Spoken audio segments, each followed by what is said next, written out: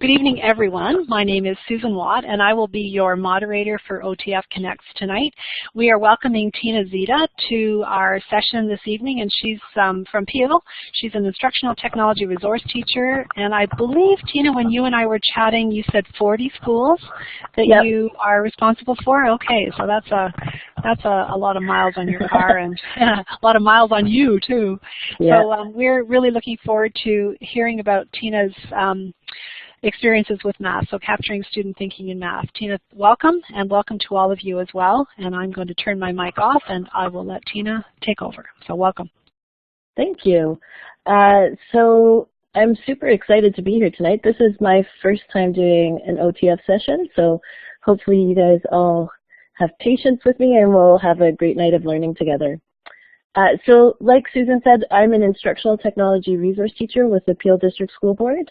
So that really means that I have the coolest job out there, pretty much. I get to support teachers from kindergarten to grade 12 in using technology in their program.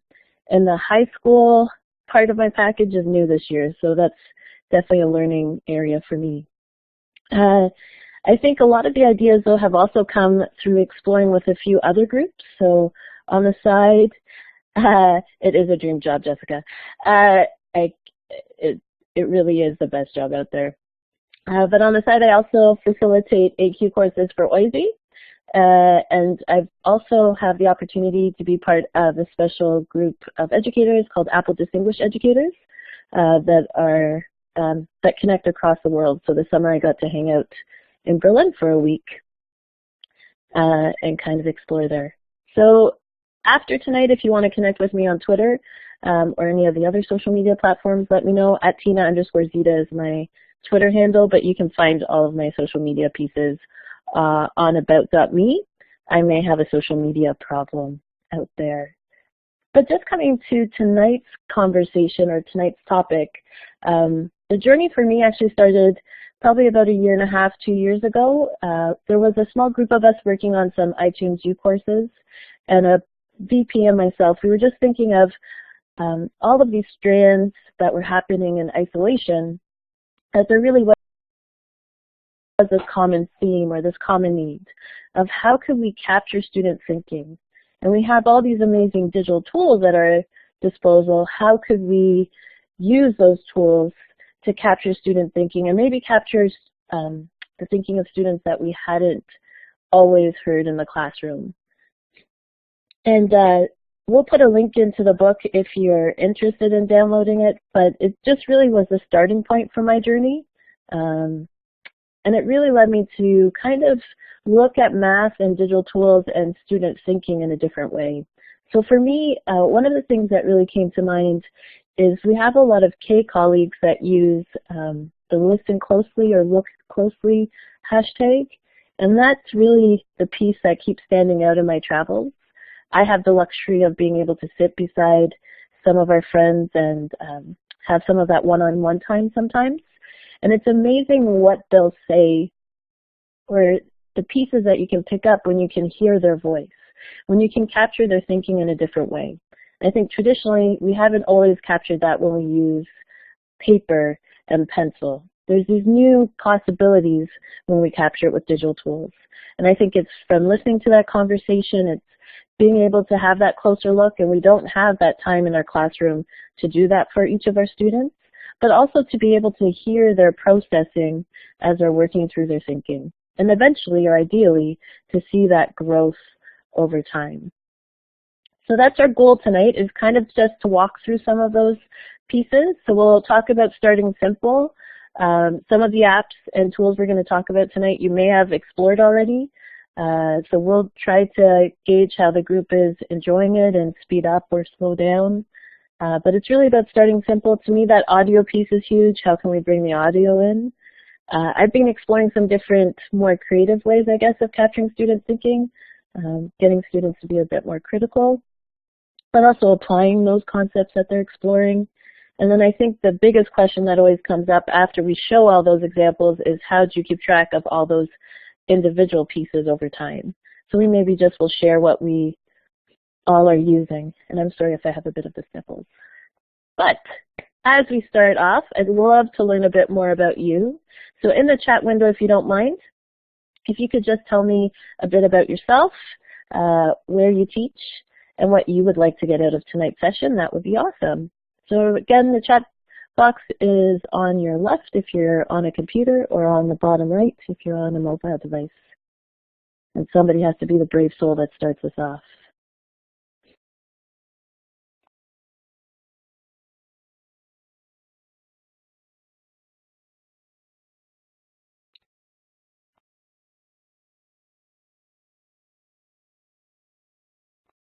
So I see Alana, Reagan, you'll have to give us, I'm looking forward to hearing some of your ideas as we go through some of the apps.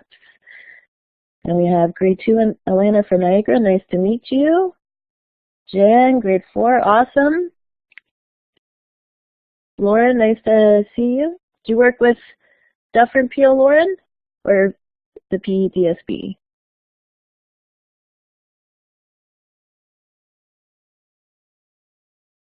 All right, so we have a lot of, it seems, a nice range of grade levels.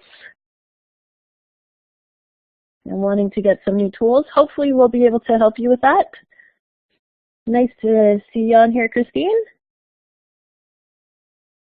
And Nicole. Hey, Fern Forest.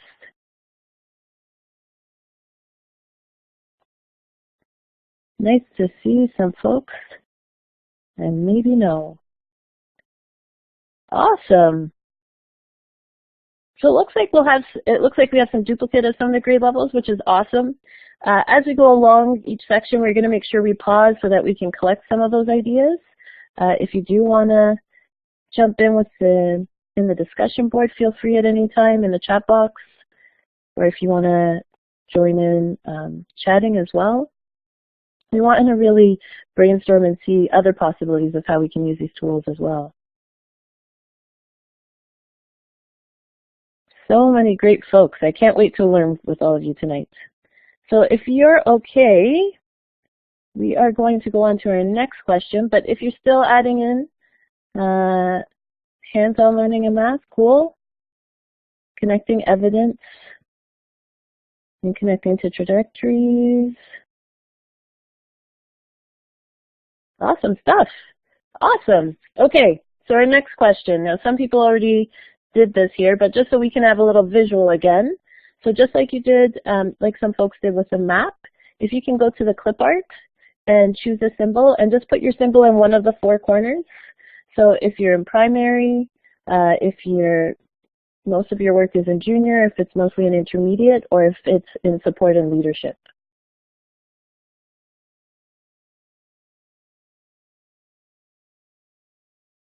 I like how the star is in the middle ground. That's awesome.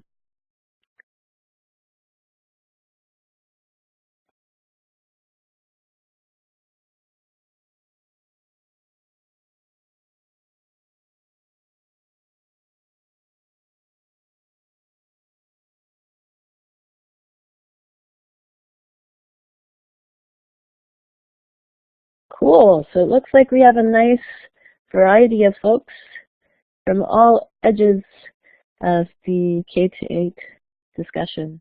So it's really going to make our conversation tonight interesting. We're going to show you some samples. You're also going to see some links in the chat box, just because we're trying to streamline that flow. And like we said, we'll be pausing in between to kind of get a sense of what your ideas are, how we could kind of build on it, etc. Thank you, guys. All right, let's see our next question. What technology do you have access to? So maybe if we can just clear the poll.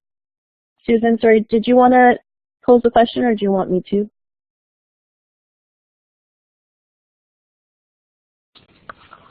Sorry, I will change the polling to 4 options.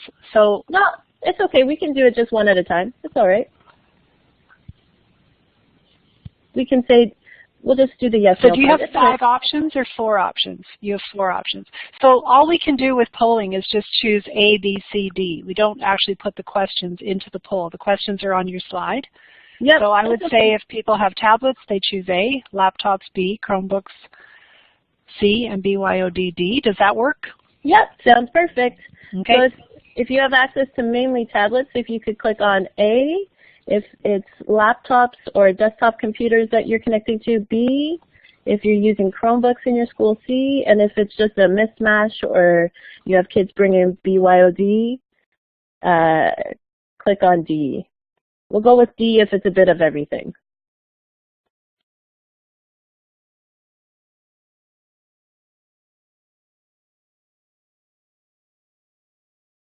So right underneath your name, up in your participant, you should see a little letter A, and you should be able to click on the option that you would like to use.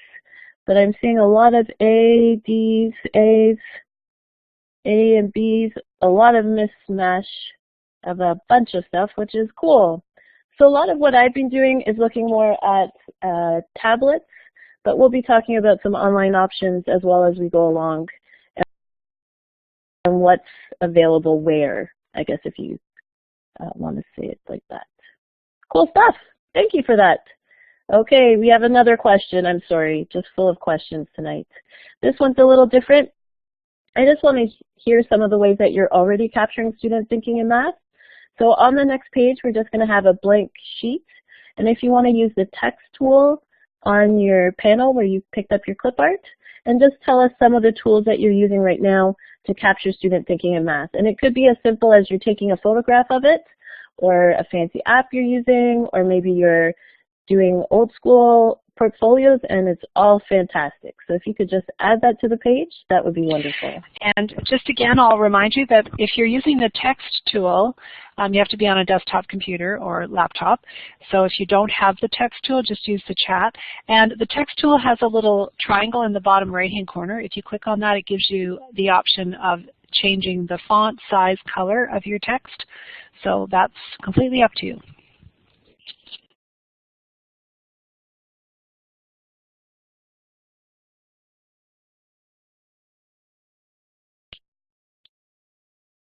So I love the idea of OneNote classroom notebooks. I think we'll have to bring that back up as we go to our documentation over time, because that's definitely one that I want to explore more. So a lot of photographs, which is awesome. They're great starting points. Geometer Sketchpad, which is great. I see some Seesaw, which is awesome. We'll reference that a couple times. Great use of the student learning notebook, awesome. And I know as boards go, we all kind of have different tools that we kind of go to.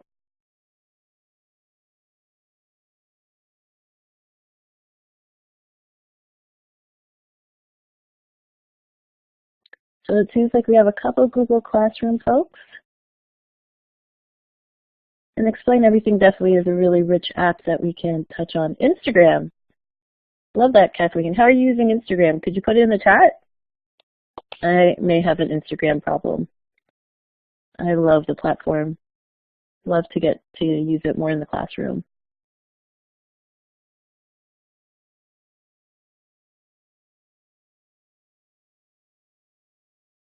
So we'll give you another 30 seconds or so if you want to add some ideas on the screen or in the chat box.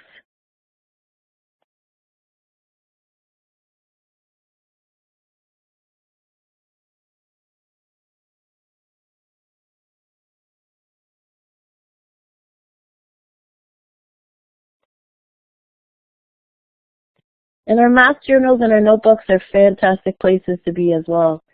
And I think that's where a lot of those great strategies that we're talking about start in that great pedagogy.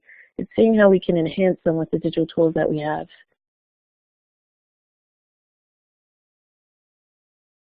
Great point about the permission, Kathleen, and I know that's one of the hard parts. But that's great, sharing with parents. You may really like the Flipagram app we're going to chat about then. Okay, that's fantastic.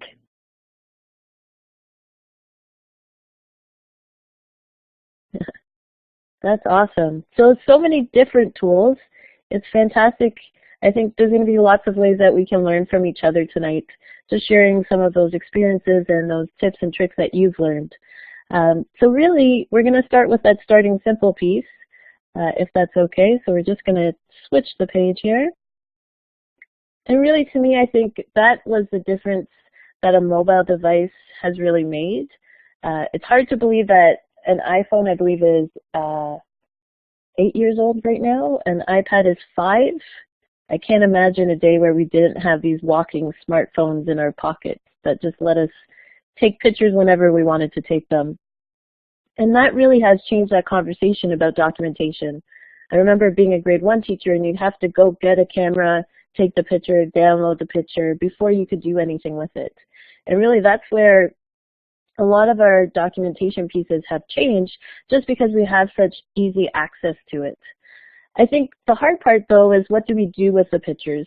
If you're anything like me, you take a picture and then 2 months later you kind of forget why you took the picture. If you agree, you could kind of give me a little thumbs up of approval there. Maybe I'm the only one. Nobody. There we go. Some people are agreeing with me. So maybe not. Nobody is. I'm the only one. But I take pictures. I completely forget why I'm taking them. And especially in math, either whether we're taking the pictures to document the student learning or whether the students are taking those pictures, we really want to get into that habit of having them enhance that experience. And I think one app that we use a lot that maybe we don't always use all of the tools or all of the features is PicCollage. Can you give me a thumbs up if you have used PicCollage before? And PicCollage is just one of those. I know, Jen, I nod my head. Oh, sorry, guys. If you go to your participants, there's a little smiley face, and below that you have some little emoticons there that you can use. And it definitely gets better over time, like you mentioned, Margaret. It's all about kind of getting into that habit and that pace. But one of the things we can do, especially if we're exploring, so one of the things I love to do is go on little math walks, just whether it's in our classroom or outside. If you're looking for some motivation, there's a great hashtag in the summer called Math Photo. So there's Math Photo 15, Math Photo 16, where you can kind of come into it. So for those that haven't used PicCollage before, it's a free app. It's available both on Android and Apple, and it will go on a smartphone or on a tablet. So it's a great BYOD app, just because it's free and it's accessible to a big group of folks. It's usually known for doing collages, so you can quickly capture your pictures and put them in. But what I love is that they actually have these effects. So if we're looking over here at my picture, I can label my learning with a piece of text. So we can even just, if we're going looking for angles, having them put obtuse, acute, and right angles into a little collage could be one point. But the other thing I can do is I can actually annotate my pictures. So if you ever double tap on an image, you get this little panel here. And right here you see we have effects. And effects gives you several different tools. And I'm going to drop a little YouTube video in that you guys can look at quickly. But one of the tools that you can do is actually draw.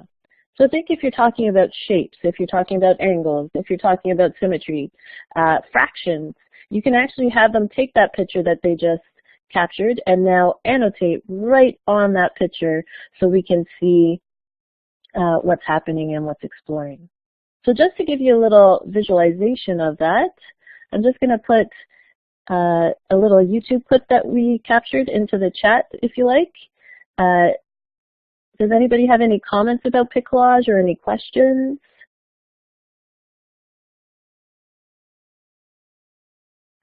So another one, while you're checking that out or while we're waiting, another tool that's a nice quick tool would be Flipagram.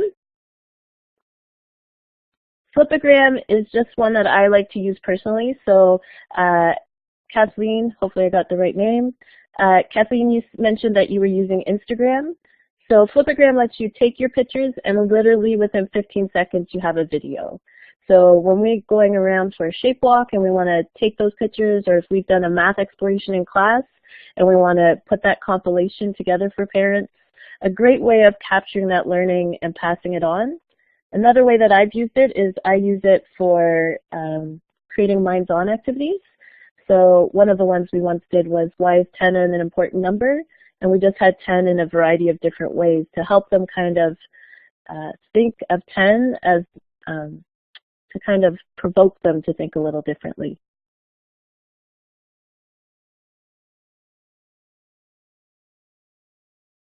Kathleen, great idea. So Kathleen said one of her colleagues gets her students to take a selfie when they're working in groups on their problem of the week, and they take progressive pics along their way through the problem. That's fantastic. What an awesome use of the app. I'm glad we hooked you up with an app that will help out tonight. So those are just some quick tools that we can use. Like we said with the YouTube video, if you want to watch it, it kind of walks you through the steps a little bit more. But if there's any questions or pieces there, feel free to add them into the chat. We'll just give you a minute, and then we'll move on.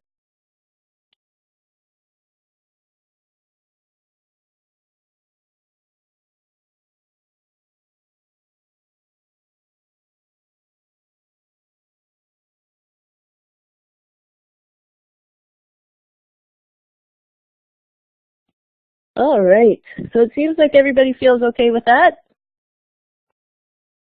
No jumping in, so we'll go on to our moving on past that. Awesome, we have a couple people wanting to try Flipagram. It really is a fun tool, even if it's just for your family photos. So it's a fun one just to download and play around with, but I love it as a quick way to kind of collect a variety of artifacts of learning and pass it on. And they have a couple of quick tools, like in the edit you can actually add text on, so I can label it like you saw there with circumference. They have some cool features that you can add filters, you can bring music in, and it's all Creative Commons, so they only take what you're allowed to take from the song. So a lot of possibilities there. But to me, I think the biggest piece is really bringing in that audio, because audio just has this awesome opportunity to kind of allow us to extend what's happening in that moment. And to me, there was no better time that it kind of was illustrated to me than recently I was hanging out with a little grade 1 friend. So they were working on doing some patterns in class, and as they were doing their patterning, a couple of the kids were capturing it in Seesaw, so they were just taking pictures and discussing the patterns they were making, and one of my friends was finished a little bit early, so we actually started animating his patterns. And a lot of us as educators don't have that luxury to just sit down beside a student and work with them one-on-one, so we don't always get that opportunity. But as we're sitting there, he's doing his patterns, and just nonchalantly, just out of the blue, he says, well, it doesn't really matter which dinosaur I need, because it just matters that it needs to be purple. And it was one of those moments where this friend in grade 1 at the beginning of the year is talking about attributes and can differentiate between the different attributes that are being used, because his 3 patterns before used a variety of different pieces. And at that point, that really kind of epitomized for me that point that how can we capture those moments? How can we capture those thoughts, that critical thinking that's happening in their brain? How can we get it down on paper? On our digital tools, sorry, not on paper. But when we look at tools that we're using, I think there's kind of 2 go-tos out there, and a lot of people mentioned it. So Explain Everything is definitely one of those go-tos. To me, Explain Everything is probably, I like to tell people it's like your app on steroids. There's just so many possibilities with Explain Everything that what you create in it is really endless. One of the things we did with some junior intermediate students in grade 8 is we actually had them create their own videos about BEDMAS, teaching BEDMAS through Explain Everything. So they used their annotation tools, which you can see here on the menu to the left if you've not used it before. And they've actually broken down BEDMAS and how they would teach BEDMAS into several different slides. So this was just their introductory slide where they were explaining what BEDMAS was going to be about and how it works. Another one that we use often is Educreations. And Educreations and Explain Everything are kind of very comparable tools. Again, Explain Everything is much richer in its potential, but Educreations does start for free. Unfortunately, it does have a cost attached to it a little later on.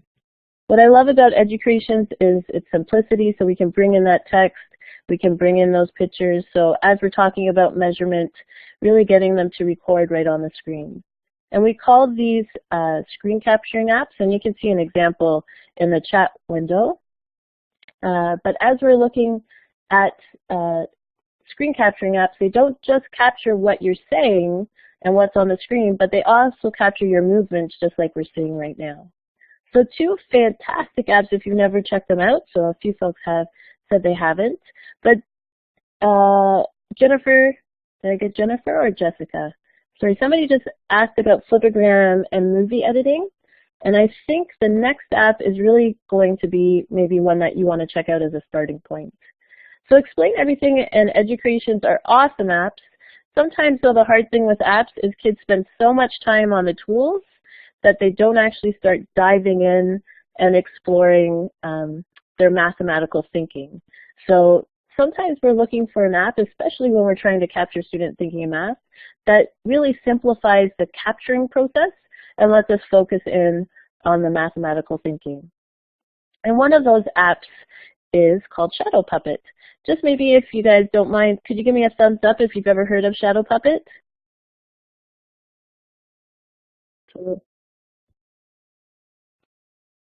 Anybody heard of Shadow Puppet?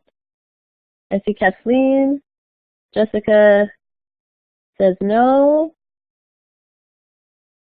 All right, so we have a few folks. That's cool. So Shadow Puppet EDU is another free app. A lot of my schools like free apps, so I may be a big fan of the free apps. One of the downsides to Puppet EDU is that it actually is not available for Android. So if you're a big Android school, you're going to want to go back and look at Educreations or Explain Everything. If you're a Chromebook school, like a few folks mentioned, Explain Everything is actually also an app on the Chromebook. It does have a cost attached to it. But I know some folks that are really focusing in on their student thinking and capturing that student thinking have invested in it just because it fits their learning goals. So Shadow Puppet is a nice, quick, simple app. We were actually doing it today with some grade 2s, and within 40 minutes, they all ended up with a video. And I know in schools where we're sharing devices, that's really a big piece of it as well. How can we create something, finish it in a short amount of time, and really focus on the mathematical thinking and not on having to spend too much time teaching the app? So Shadow Puppet's a little deceiving. You see this little guy here, and it's called Shadow Puppet. It has nothing to do with bunnies, puppets, or shadows, so probably the craziest name that you've seen. But really what it allows you to do is it lets you create your own little video clips by collecting a bunch of different images and then adding your voice annotation on top. So we just start by adding the plus sign here where it says create new, and then you're already into your creation. So last week I was hanging out with a kindergarten class, so we were actually looking at some structures and looking at some structures here. You can see those pictures on my camera roll. That's the one thing with Shadow Puppet. You take your pictures outside of the app, so you would use your camera first and then come into Shadow Puppet to put them together in a story. So I just tap right on my images, and they then go down here in the bottom to show me that they're in my story. So right now I could see that there were 4 pictures in my story, and I'm ready to go. If I tap right on the number, I can actually move my pictures.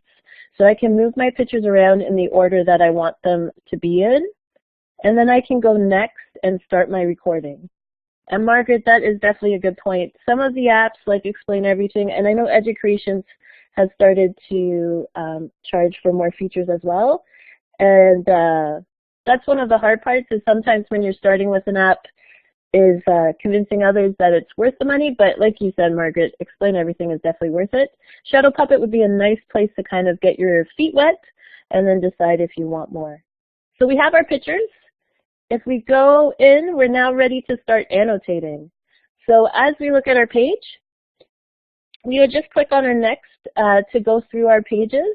I do have the option here of adding text if I like, and then switching the page when I'm ready. On the bottom of the page, you have your record button, And once you push your record button, you get these highlight tools. So what your highlight tools allow you to do is they allow you to actually illustrate right on the page what you want to focus on. So if I wanted to say that there was 1 item and 2 items, I can do that as we're talking about our creations and our different pieces. Once you're finished your recording, you can push save and your video is complete. It literally is that simple. Don't worry if you mess up because you can always push the recording button and it will pause your recording. You can also undo at any time. So you have that option to restart. It isn't, like we said, it's not as detailed as some of the other apps, so you don't have that option of attaching sound to each individual picture. It really is meant for one of those quick capturing tools. Once you say save, this window opens up. You can preview right here your video. So today the kids, within 5 minutes of starting their recording, they could push play and just see how their video was and decide if they wanted to go back and re-record or keep going. I could say done, and it then saves to our camera roll. And we love apps that save to our camera roll because apps that save to our camera roll can come off the device. So whether we're using, in this case, whether we're using an iPhone, iPod Touch, or an iPad, we can airdrop them or use Padlet to get them off the device. The other feature that's really cool for the Instagram and Twitter folks or the Seesaw folks is you can actually just click right here to copy a link. You require no sign-in, and the links are not public. They're invisible unless you have the link. But it just copies a link for you, and then you can paste it into your Twitter, into a Twitter post, onto a Seesaw post, so you can really quickly share it out with families. So if we're doing this as more of a class recap of what we've explored about numbers, fractions, angles, we could share that out. Even if I'm doing this as a student, I can post that link to a Padlet page in my grade 7 class and take that away from there. Some of you that use Seesaw may have noticed this little seesaw symbol as well. That seesaw symbol is because Shadow Puppet is created by the same folks as Seesaw, so you can actually link straight into Seesaw if you like.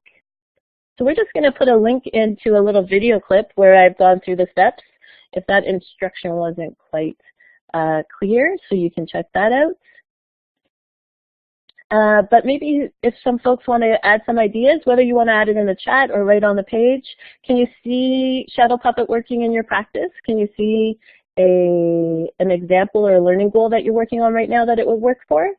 We'd love to hear your ideas.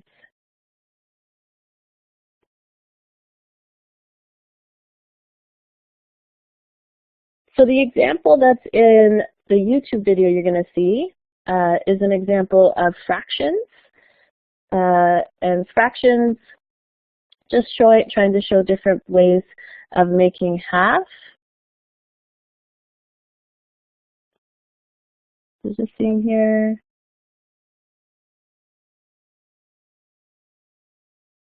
So I like how Jessica mentioned that the students that she had in her LTO really liked using computers. And this is a nice one. When I walked into the classroom today, it was a grade 2 classroom, and one of the kids, they get excited just seeing iPads. It was pretty awesome because he started saying, are we going to play games? So I was a little worried that they'd want to just play games, but they really are engaged in that creation piece as well. And an app like Shadow Puppet doesn't require a lot of us telling them how the app works. They really discover it on their own. Oh, perfect, Amanda. So as you're looking at patterns, even if we're looking at growing and shrinking patterns that students create with manipulatives, we've done that before in grade 4 and 5, and we'll show you another idea for that as well. But kind of capturing those pictures and then annotating it. Even if it's just using it for some of your friends that need that assistance. So maybe not everybody's making a video, but for some of your students who have great thoughts but are just struggling with getting that down on paper, being able to capture it for them. And definitely that piece that they can see their video is huge. And there's not a lot of learning. Awesome. So cool. thank you guys for commenting in the chat box there. All right, so we're going to look at a couple other ideas, just because I think there's so many ways that we can use some of those tools, like Explain Everything and Educations and Shadow Puppet. But one of the things that I've been trying to do lately is really just start exploring some different ways of capturing thinking, kind of addressing what we've already talked about of how can we engage some of those learners that maybe aren't always engaged in their classroom. How can we challenge them in different ways? How can we get them to apply their learning and get to some of those higher levels of thinking? So as we look at some of those creative options, to me, I think there's so many different possibilities. One of the ones, like we talked about that patterning, and we'll get into stop motion a little bit in a second, but one of the stories I wanted to share was Ms. Horn's class. So if you look in the chat window right now, if you just click on the link, if you don't mind, I'll give you a second just to listen to the clip, and then we'll kind of give you a bit of the backstory.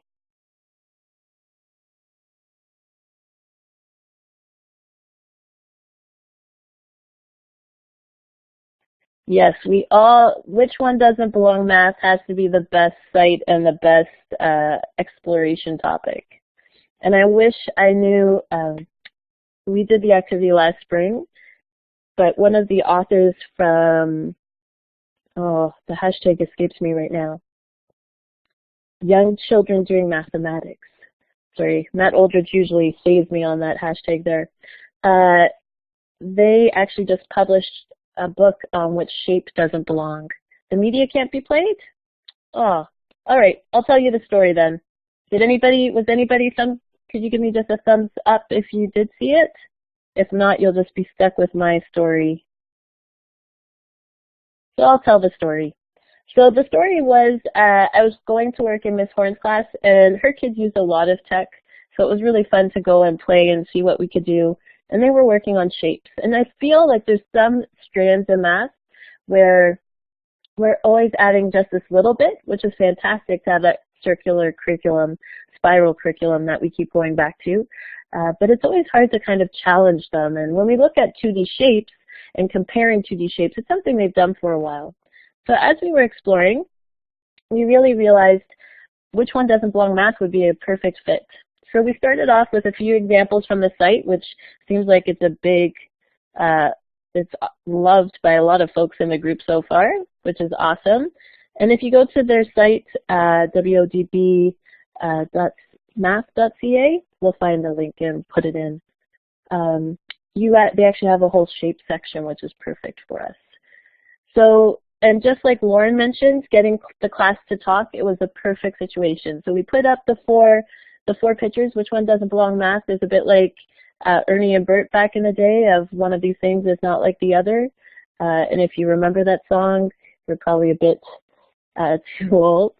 But as we look at the 4 pictures, kids can talk about which one of the 4 doesn't belong. And there's often more than one right answer.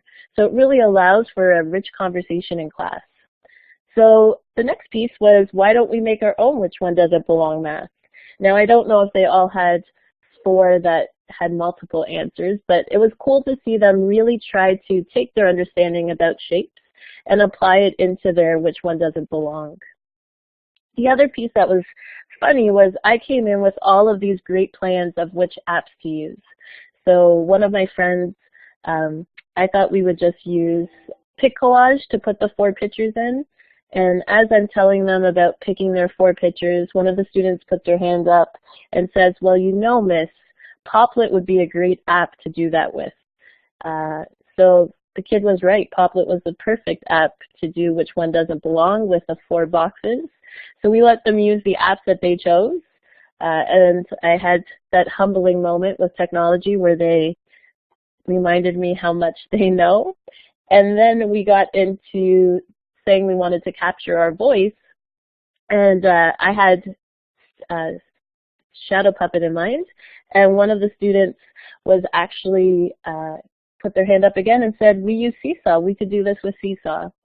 So as the activity went on, they literally chose their own apps to create it with. And I think when we look at some of those examples of which one doesn't belong for your morning message or estimation 180, this is an awesome opportunity to get them to take all that knowledge and now apply it into their own creations. And when you listen to the clip, I know a couple people said they were able to hear it. When you listen to the clip, it's just amazing to hear her excitement and her use of math vocabulary. We work so hard to try to get kids to use those terms that we work on all the time, and it was amazing to just see them apply that understanding. It was also cool just to see the variety of understanding coming through. So for some learners, they were staying to some of that understanding that they brought from grade 1 and grade 2. Another student was applying her understanding about triangles and their exploration the day before to her, which one didn't belong. And then some of the other learners were talking about sides and corners, and a few actually brought up right angles, which is what they had just started exploring and were going to move into. So it really was one of those pieces for me where I realized bringing in some of that creativity into how we captured their learning enhanced how much understanding we were able to identify for each learner, and really being able to address a lot of those pieces that we often wanted to address in class. So another one that I've really been exploring is stop motion animation. Has anybody used stop motion in math yet? If you just want to give me a thumbs up. Oh, Susan, awesome.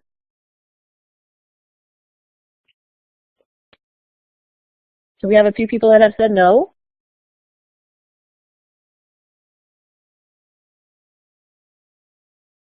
All right, Lauren. This is really, stop motion to me is my, I don't know how to say it. I think we all have a passion project. And I think to me, math and stop motion is that passion project that I just keep going back to. I think one, because there's so much play and exploration and problem solving that comes into play as they're trying to show their math concepts, but also just the intensity and the application of the concepts that comes through when they get to animate it. So if you click on the link that Susan shared, the video that link that's posted right now is a grade 7 example of transformational geometry. And just like we were talking about characteristics of shapes, transformational geometry was another one of those ones that sometimes you're wondering how you can make it different or exciting, how you can really check for understanding. So students in the grade 7 class, we looked at a couple mentor texts. So we looked at a lot of designs online. And if you send me a little tweet or email, I can send you that tag if you want to use it. So we looked at a lot of designs online and how they use transformational geometry. And then we actually had them create their own transformational geometry with pattern shapes in our class. So really it was really simple. There was not a lot of extra materials we needed. It was stuff that we had all around us. And then we were able to kind of build on that. So that's just one way we've used it. Another way we've used stop motion animation, and I'll put the link in here because I didn't give it to Susan, is, I'm glad you want to try it, Nicole. Another way we've used it is actually for growing and shrinking patterns. So if you click on the little stellar link there that's posted, you can actually flip through and see a couple of the examples of growing and shrinking patterns. And what was cool with animation is when I went to work with the grade 7 class, the teacher had said they were really great mathematicians, and they really enjoyed it so much that they spent about 2 hours animating, which I thought having kids pay attention to anything for that long is crazy. But yet when we did the patterning, the growing and shrinking patterns, it was actually some of our struggling learners that were able to really show their understanding through the animation. And that's one of the things I like about taking on some of those creative projects is a lot of times the kids that shine aren't always the kids that shine in some of our traditional tasks, but often also challenge some students that could apply their thinking at a much higher level. Then the other way that we've used it is really looking at showing different math concepts. So this was one we were exploring. In the picture here, you're actually seeing this is something we did with some grade 5 friends last week.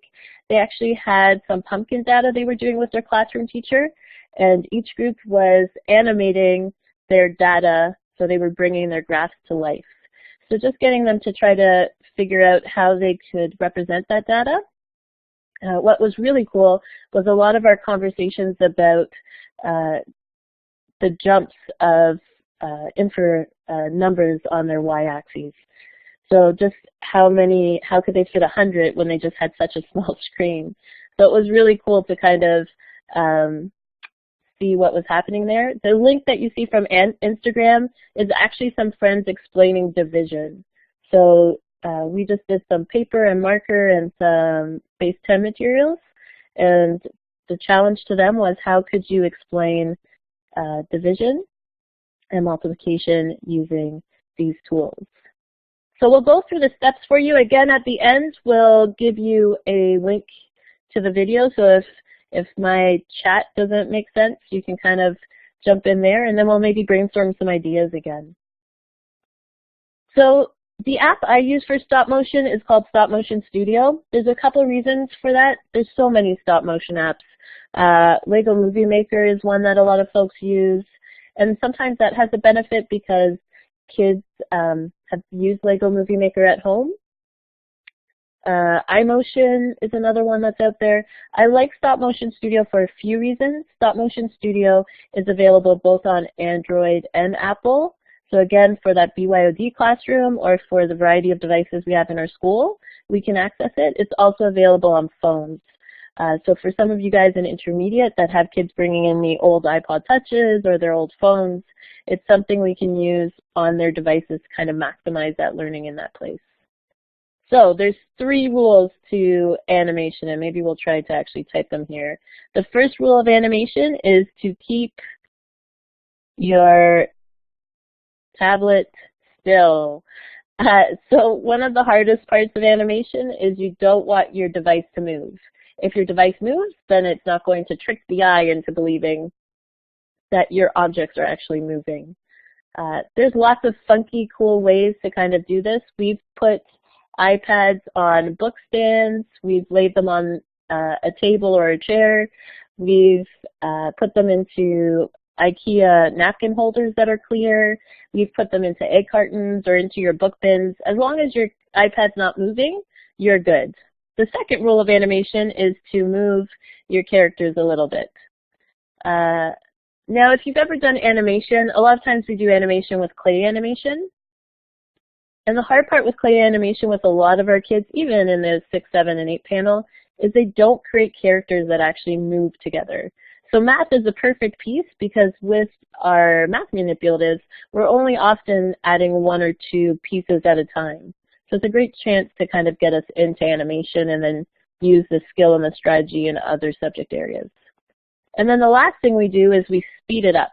Now, if anybody ever animated before iPads and smartphones, it was torture.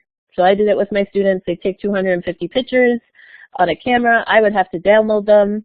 The kids would then be done, and I'd have to do all the work. Microsoft Movie Maker would crash with that many pictures.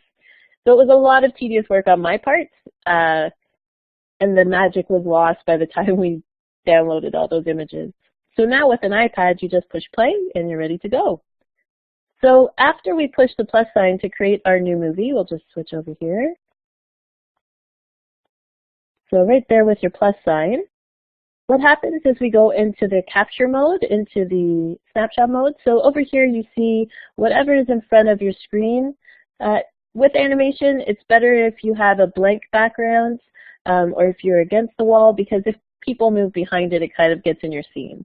With the primary friends, I don't worry about it as much. Juniors and intermediates kind of take it upon themselves. So then just looking at our page here, we have our little snap. So each time we added a character for our pattern, we snapped a picture, and then we added another character, and we snapped a picture, added another character, and snapped a picture, added another character, and snapped a picture, added another character, snapped a picture. You get it. It's a little tedious, but lots of fun to see it come to life. And then above that, we have our play button just to check it out and see how we're doing. One of the little things you have over here on the side that's handy is called your onion skin. Onion skin will let you actually see where your characters were before. So you know sometimes a kid comes by and bumps it or the iPad falls, so they can rearrange it. The other reason I like Stop Motion Studio is that on the bottom here, we can actually see all of our pictures, and I can just double tap on a picture to delete a scene. So if my hands get in the way, a quick little fix and we're ready to go. We click on our little arrow to go back, and you then can save your video to your camera roll. Again, our camera roll we love because we can get it off the iPad, or we can share it out to parents, or we can put it into Seesaw, or into our student learning notebook, or all of those great places that we can put our animations. So we're going to put a link into the video that walks through the steps, but maybe again, if you guys don't mind sharing just some of the ideas that you have for stop motion animation, or how you could see it working in your classroom.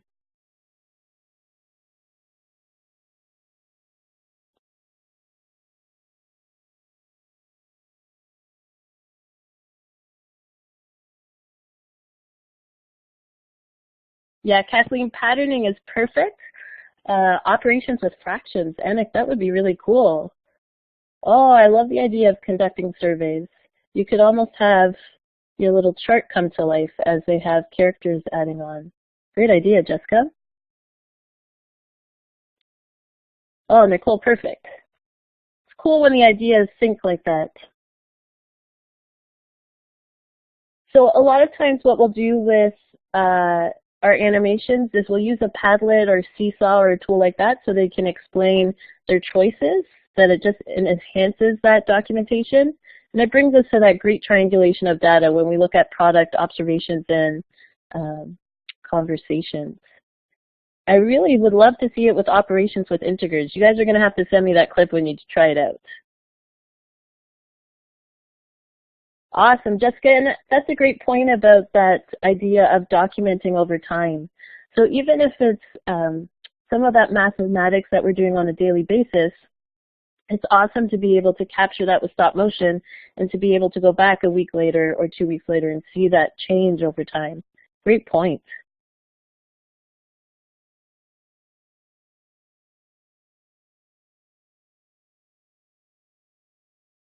So many awesome ideas. Thank you guys so much. So in the video that we shared, the YouTube video, you're going to see we just did a little simple addition sentence, and we did the exact same activity actually with a grade 1 class. We just used Uno cards and snap cubes instead. So as they had their 2 numbers, they pulled 2 cards. Those 2 cards then became the numbers that they animated in, and then they smashed together, and we had that number magic when they made a new number sentence, or that new number answer. T-charts, cool idea, Shelley. I like the idea of T-charts.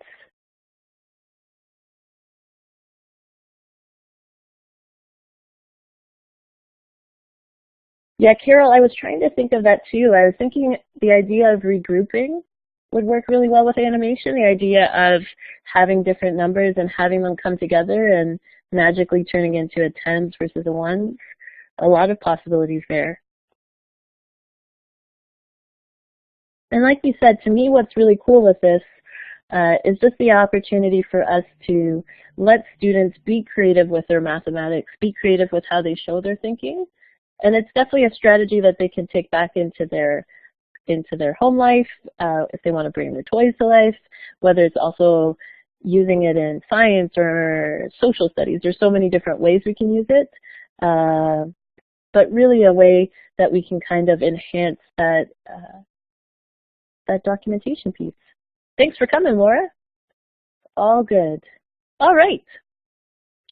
So there's a couple different pieces as well when we look at kind of documenting the learning. We talked about a lot of apps. I think a lot of people, oh, you guys keep adding those awesome ideas. I think one of the things I've started to explore, tried to explore, is just the idea of how could we use Google Docs within our Google Classroom as a way of exploring. So one thing we tried this week, and it wasn't necessarily a complete win, so I'd love to hear your thoughts and your guys' ideas as well. One of the things the classroom was doing was, again, comparing shapes. It happens at all grade levels, so it comes up a lot.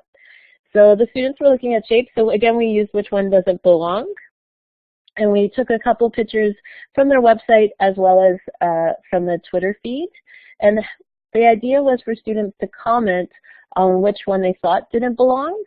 So it was really cool because the kids love the commenting feature. So in Google Classroom, we just shared it as an assignment that we could all participate in. So for those people that haven't used Google Classroom is a simple classroom space where you can share announcements and questions with students, but you can also give them a task. So when we look at something like what we were doing with shapes, we gave them a Google slideshow, which is really their version of PowerPoint. And Google has this awesome feature called comments, which if you guys click on the link, you should see some pieces in there. And with the comment feature, you can kind of interact and talk to each other. Where we failed, or where I failed, it was not the classroom teacher's fault, it was mine, was putting 25 kids all in the same document. Didn't end up so well. So somebody kept deleting slides, and I am sure it wasn't even on purpose. So as the teacher and I were debriefing, we were saying, it probably would be better the next time to put them in small groups.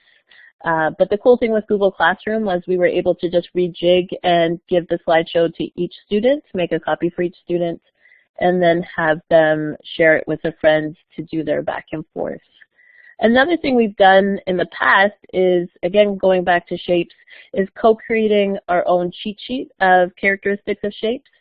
So at the time we didn't have Google Classroom, so we just used a Padlet page and put a picture of each of the shapes, and then each group or pair was kind of in charge of annotating all of the characteristics of that shape. So by the end of our time together, we had this one-page summary. And I was thinking, wouldn't that be really awesome to do in Google Docs as well? And again, with the classroom feature, we can easily share that with all of our students. But the other thing is tables really make that easier for us. So when you're putting all of your friends or all of your students into one space, it gets a little intense. Anybody ever had that happen? Kids are kind of on top of each other. So tables really, the tables really can help us have distinguished space. So we could create a table with each of those shapes and then assign that part of the table to one particular group or pair or whoever is kind of exploring it. But I know a couple of people were talking about using the OneNote notebook, the class notebook. Does anybody want to share how they're using that? Because I think it would probably be very comparable to what some of the ideas I was having with Google Docs.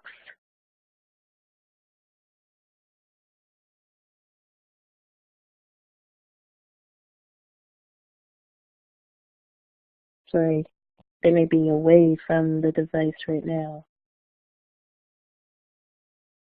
Anybody out there use OneNote? Want to share? Maybe you'll add on a little bit later.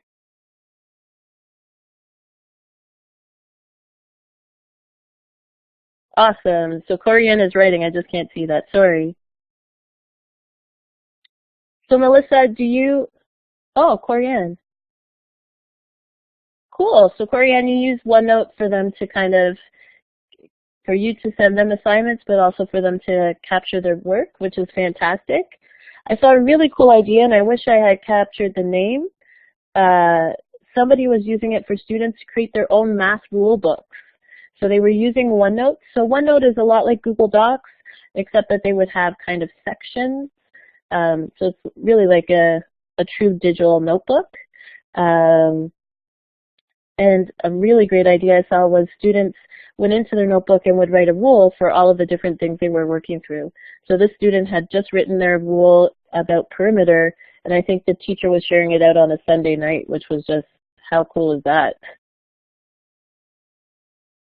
Cool, Corianne. So you're kind of using using OneNote even to collect some of their work, which is awesome. Oh, cool. And Korean has a section for vocabulary. So there's so many cool ways, and I think that's a cool thing when we look at capturing student thinking in math, when we really look at assessment in general. There's so many ways folks are doing it, and there's so many ways that we can kind of be inspired and think of new ways that we can move forward in our own practice. When I looked at that OneNote notebook, we were even talking about maybe trying it in something like Mindomo as well. So Mindomo is the ministry licensed graphic organizing tool. Have people seen it before?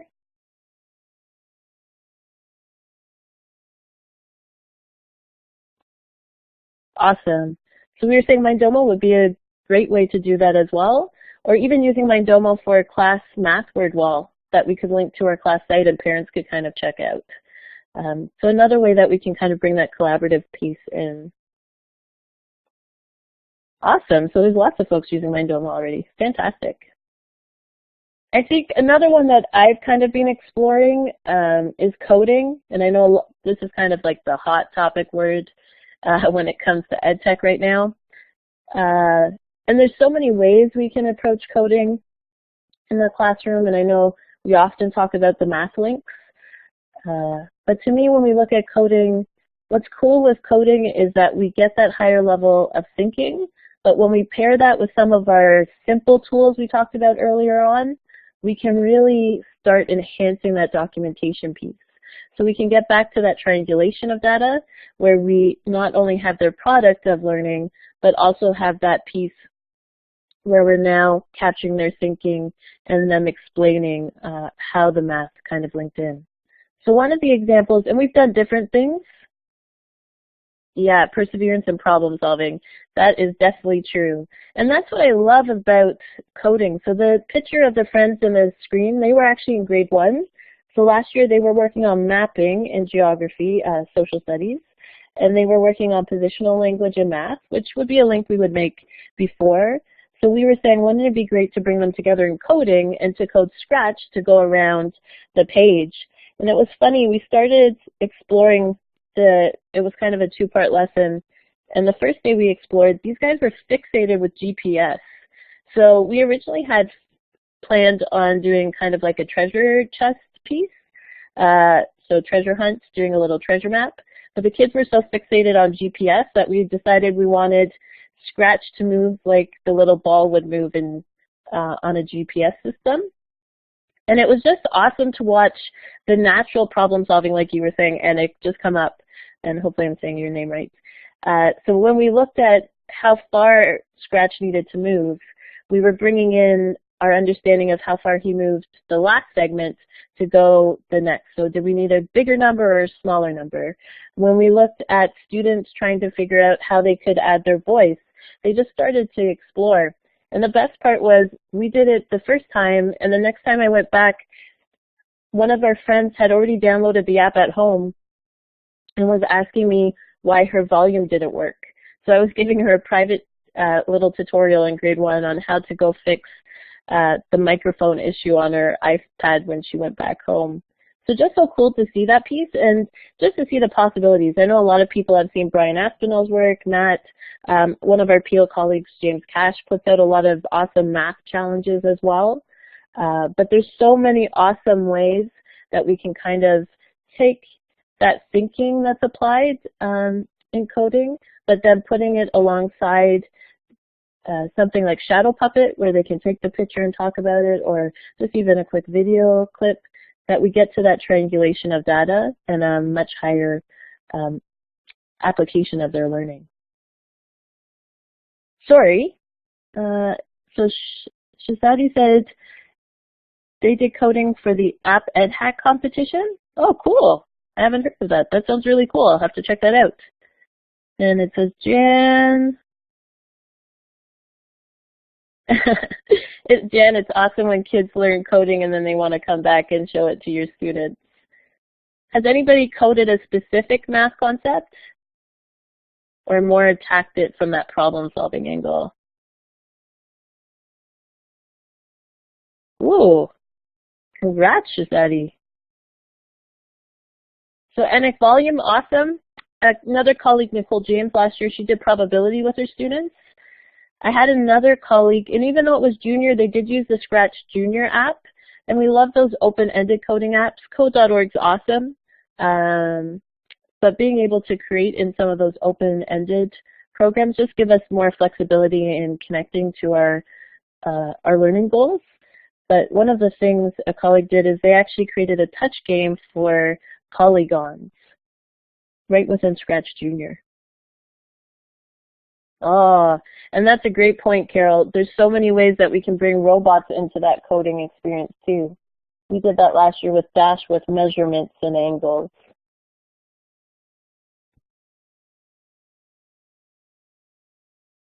Yeah, Anik, that was one of those math challenges Jim put out last year about what the shapes look like. It was definitely eye-opening to kind of explore.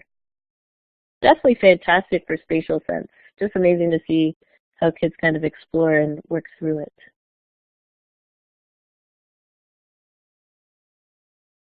Awesome. Thank you guys for all those ideas.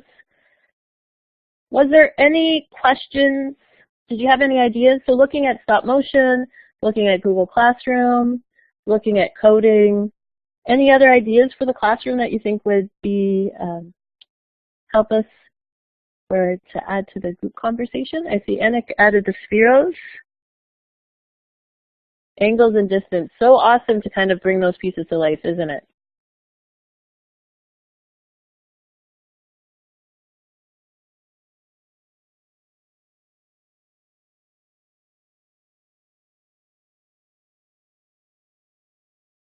Thank you guys for sharing all of your ideas. It's so awesome to see, just to learn from each other and have the chance to share some of those pieces.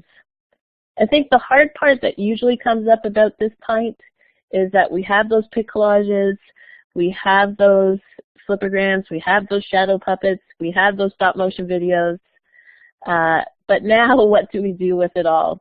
And as people were saying, like fresh grade is definitely one piece. I think the hard part when we come into capturing student thinking is that there's just so many different ways that we can do that. So I think the first way we could look at that is really looking at some of those documentation apps. FreshGrade would be one of them. Another one that's a big one, which I know a bunch of folks mentioned at the beginning of our session, was Seesaw.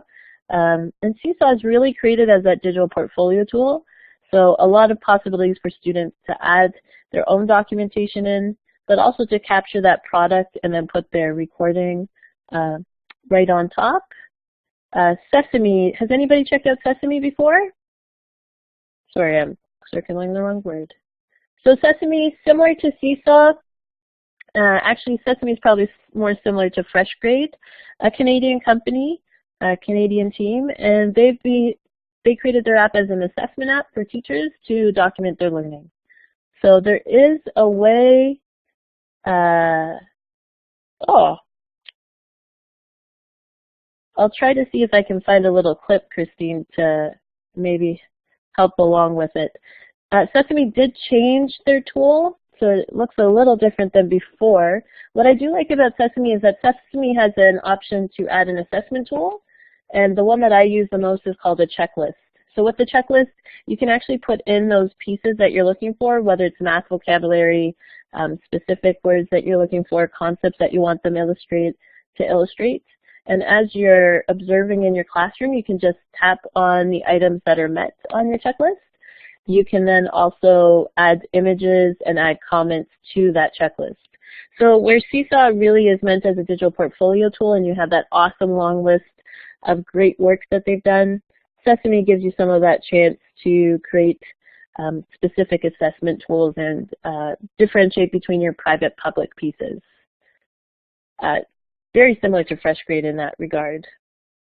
Now, some folks are using, I know in Peel, are using the Student Learning Notebook, which is great.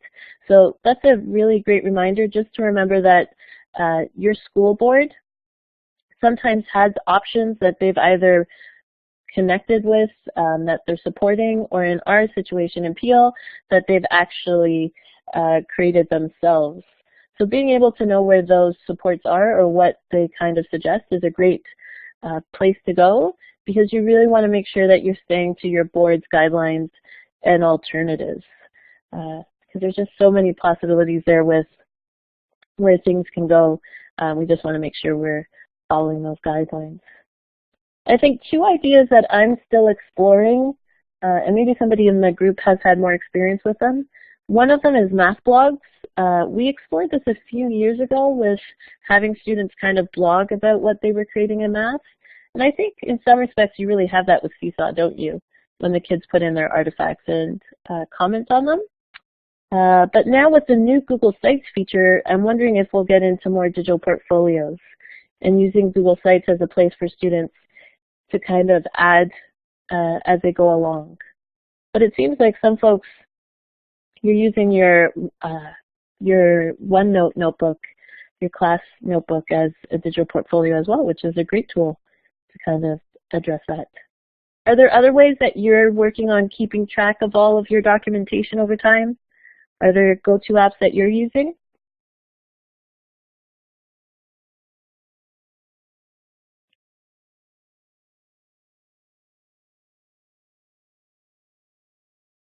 You can add your ideas just into the chat box if you have one.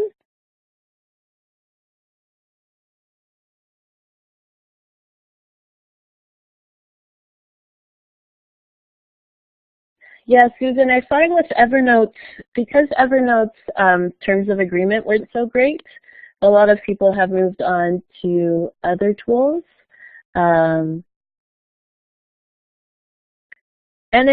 that's it. Sometimes pictures into a Google Doc is all you need. And that's the hardest part when we look at some of the long-term tracking tools.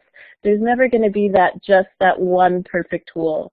I always try to tell people my assessment practices aren't really like a colleague. So where they love a binder, I would love sticky notes.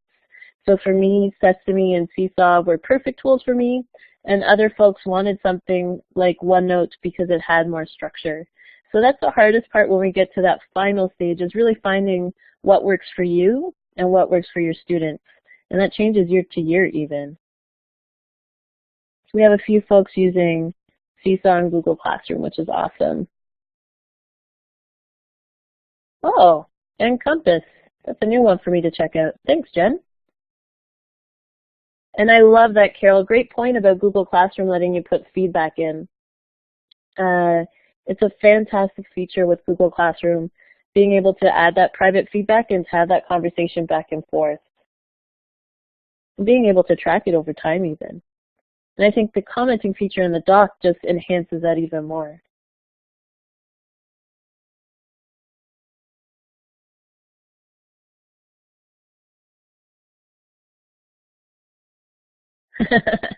Kathy, there's nothing wrong with being old school.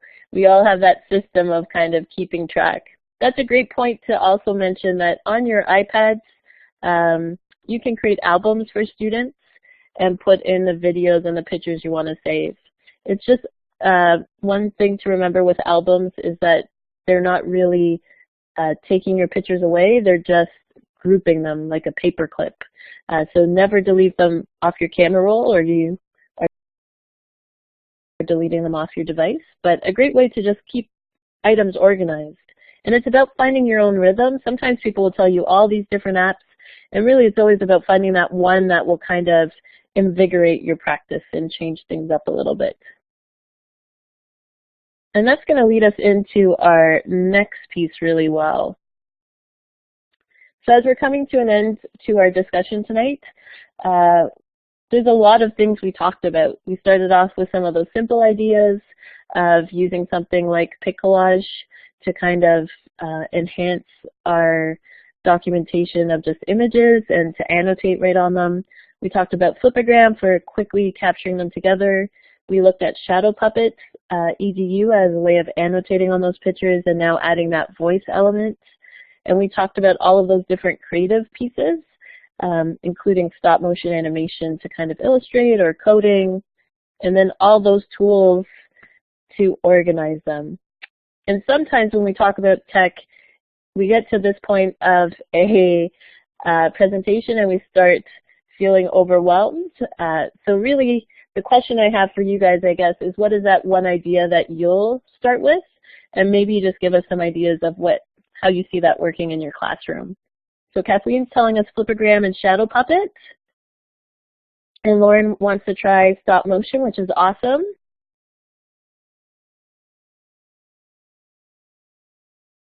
Oh, cool. So Mindomo. And feel free to type right on the page, too, if you want. Oh, yeah, the mic tool. Jump in.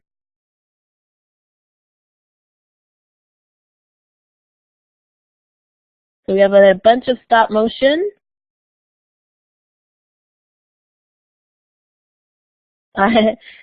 Jennifer, you're not the only person to be kind of that has misunderstood shadow puppet. It often gets confused with Puppet Pals, but really has nothing to do with puppets, which is disappointing because I know people don't quite expect it to be that kind of app. So that's awesome that you're going to get a chance to look at some robots. I love Sphero. I love Dash as well. Dash is kind of my favorite go-to guy for exploring, especially with the K-3 crowd. Stays connected really well. So a lot of stop motion and shadow puppet, which is great.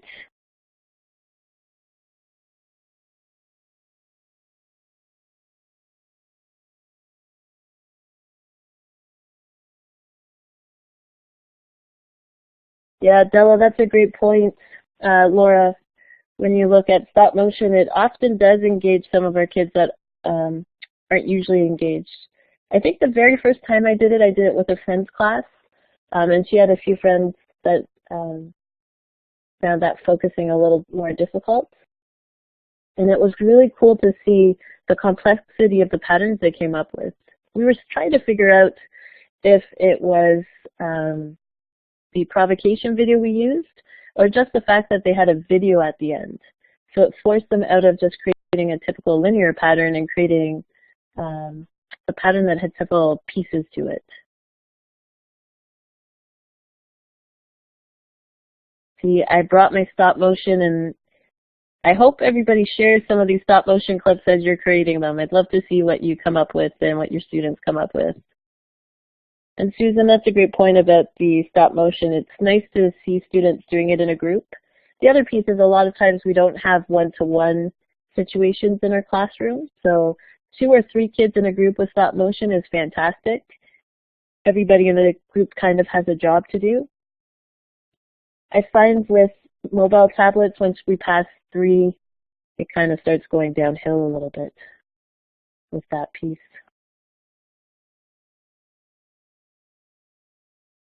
So that's awesome. So a lot of flipogram, a lot of stop motion. Great. There are a lot of shadow puppets.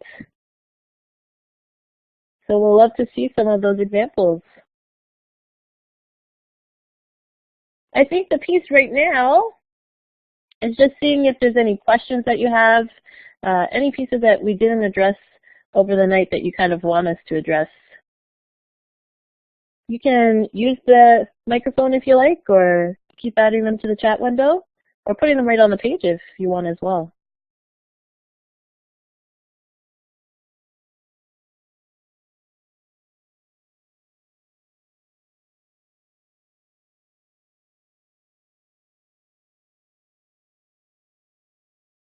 So just a couple tips as we're closing off. Thank you guys so much for a great conversation. It's been fun this first time trying to explore, and hopefully you had lots of ideas and pieces that you can take away from our conversation.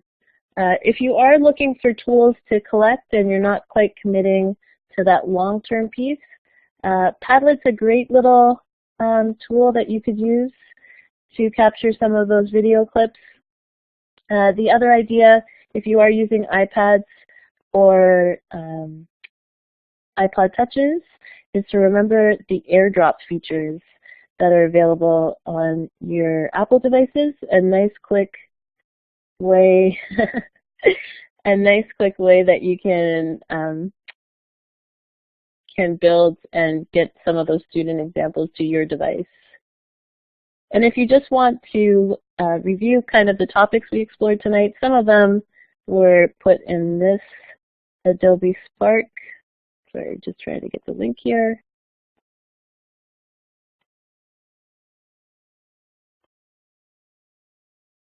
So some of the ideas you can find in the Adobe Spark piece.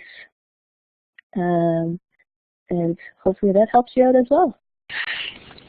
So Tina, is it okay if I just interrupt? There's Tina's come to the end, and I think there's still a couple of people that are writing into the chat, but I don't want any of you to go before I have a chance to talk a little bit about the feedback that OTF requests. So Tina, I'm going to go ahead in your slides for a second. Yeah, no problem. I'm going to go back here, and I'm going to say thank you to Tina. Someone said in the chat just before, great session and really well organized. I would have to say exactly that. I love the way you paced it with the simple ideas first, and then we add the texture of voice, and then we add the texture of multimedia. And I just think it was really nicely paced. You have a really great manner. Tina had said to you at the beginning that this was her first OTF webinar, so 2 thumbs up from moderator Susan. I think you did a great job, Tina. So thank you very much, and thank you to all of you for coming. I'm going to stop the recording, and then I'm going to go ahead and talk about our feedback and a couple of other OTF issues. So thank you, everyone, and good night. Awesome.